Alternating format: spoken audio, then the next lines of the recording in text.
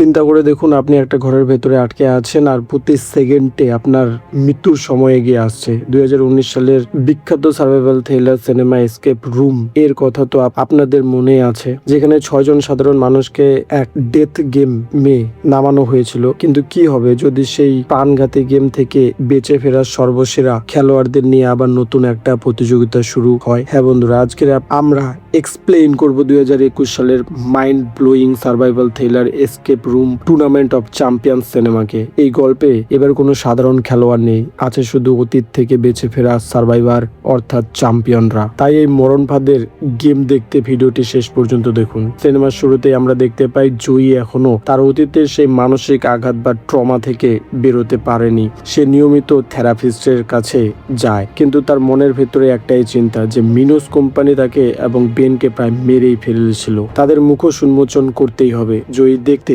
পায় নিউ ইয়র্কে মিনোসের একটা গোপন সদর দপ্তর বা হেড কোয়ার্টার্স রয়েছে। জয়ী তার বন্ধু বেনকে রাজি করায় সেখানে যাওয়ার জন্য। তবে জয়ী ফ্লাইটে যেতে ভয় পায়, তাই তারা গাড়িতে করে নিউ ইয়র্কের উদ্দেশ্যে রওনা দেয়। নিউ ইয়র্কে পৌঁছে তারা মিনোসের সেই পরিত্যক্ত বিল্ডিং এ প্রবেশ করে, কিন্তু সেখানে গিয়ে তারা দেখে ভবনটি একদমই ফাঁকা, শুধুই আবর্জনা আর একজন গৃহহীন মানুষ। ঠিক তখনই সেই মানুষটি জয়ীর মায়ের দেওয়া বিশেষ লকেটটি ছিনতাই করে পালিয়ে যায়। লকেটটি উদ্ধারের জন্য জয়ী এবং বেন ছিনতাইকারীর পিছু ধাওয়া করে একটি ট্রেনে উঠে পড়ে। ছিনতাইকারী নেমে গেলে মুহূর্তেই ট্রেনটি ছেড়ে দেয়, কিন্তু ট্রেনটি ছাড়ার পরেই ঘটে বিপত্তি। ট্রেনের বগিটি মূল ট্রেন থেকে বিচ্ছিন্ন হয়ে যায় এবং অন্য একটি গোপন রুটে চলতে শুরু করে। হঠাৎ করেই পুরো বগির জানালা দরজা সিল হয়ে যায়। বগিতে জয়ী আর বেন ছাড়াও আরো 4 জন যাত্রী ছিল, রাচেল, ব্রিয়ানা, থিও এবং নাথান। তারা একে অপরের সাথে কথা বলে বুঝতে পারে এরা কেউই সাধারণ যাত্রী নয়। এদের প্রত্যেকে অতীতে মিনোসের কোনো না কোনো আলাদা এসকেপ রুম থেকে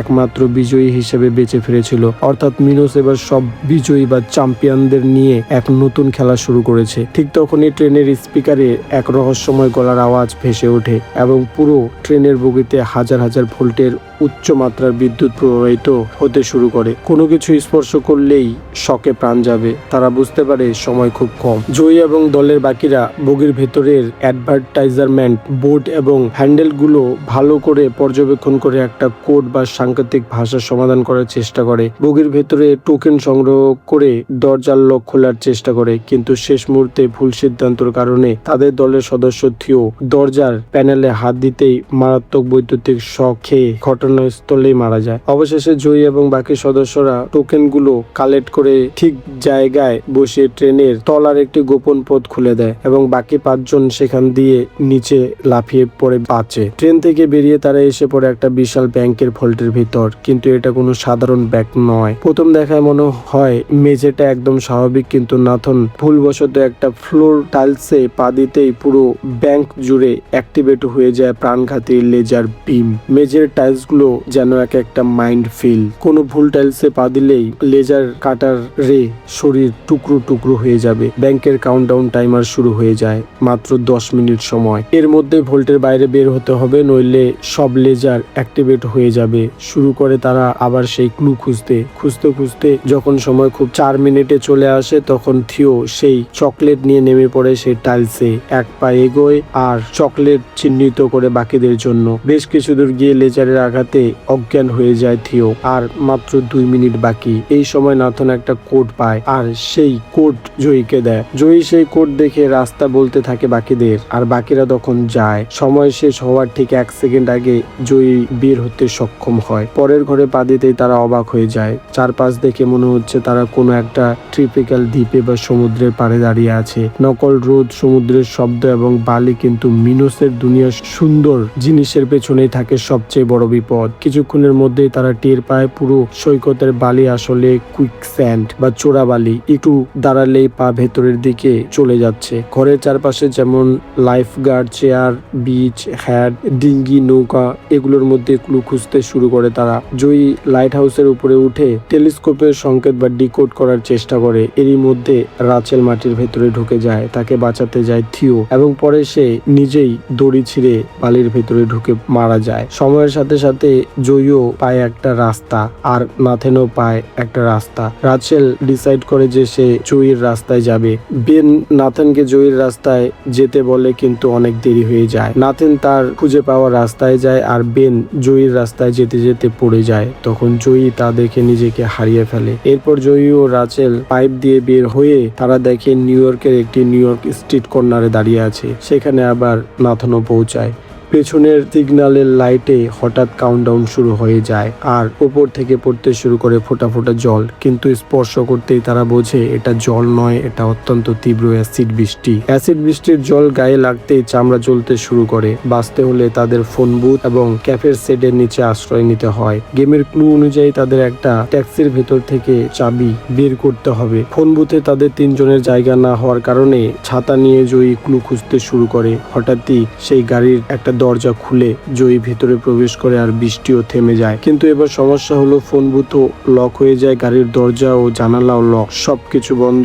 সময়ও শেষ হতে চলেছে। অবশেষে নাথেন ও রাচেল সেই অ্যাসিড বৃষ্টিতেই ভিজে প্রাণ দেয় আর জয়ী পৌঁছায় আর একটা রুমে। সেখানে জয়ী আমান্ডাকে দেখে। জয়ী বিশ্বাস করতে পারে না যে আমান্ডা এখনো বেঁচে আছে। আমান্ডা জয়ীকে বলে যে প্রথম গেমে সে মরে যায়নি, মিনোস তাকে উদ্ধার করেছিল এবং তার ছোট্ট মেয়েকে বন্দি করে আটকে রেখেছে।